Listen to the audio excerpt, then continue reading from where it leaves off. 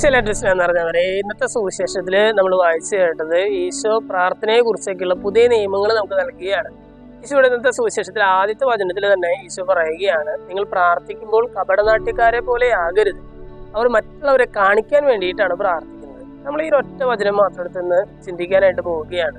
നോമ്പുകാലത്തിലേക്ക് നമ്മൾ പ്രവേശിക്കുമ്പോൾ നമ്മൾ ഇത്രയും കൂടി ആത്മീയതയിലേക്ക് വളരാനായിട്ട് നമ്മൾ പരിശ്രമിക്കുന്നവരാണ് നമ്മളെല്ലാവരും തന്നെ.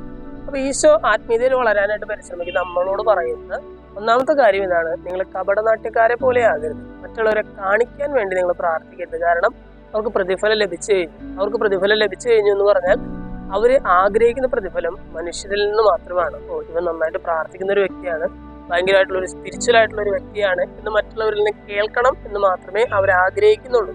പക്ഷെ പ്രാർത്ഥനയുടെ ഒരു ഉദ്ദേശം അല്ലെങ്കിൽ ലക്ഷ്യം അതായിരിക്കരുത് എന്ന് യേശു ഇന്നത്തെ സുവിശേഷത്തിലൂടെ നമ്മൾ ഓർമ്മിപ്പിക്കുകയാണ്. മറ്റുള്ളവരെ കാണിക്കാൻ വേണ്ടി നിങ്ങൾ പ്രാർത്ഥിക്കരുത്.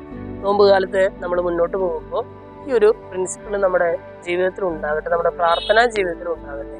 മറ്റുള്ളവരെ കാണിക്കാതെ ഞാനും ദൈവവുമായിട്ടുള്ള ഒരു ആത്മീയ സംഭാഷണമായി തന്നെ പ്രാർത്ഥനയെടുത്ത് ആ ഒരു ബന്ധത്തിൽ വളരാനായിട്ട് നമുക്ക് പരിശ്രമിക്കാം. ദൈവം നമ്മെല്ലാവരെയും സമൃദ്ധമായിട്ട് അനുഗ്രഹിക്കും.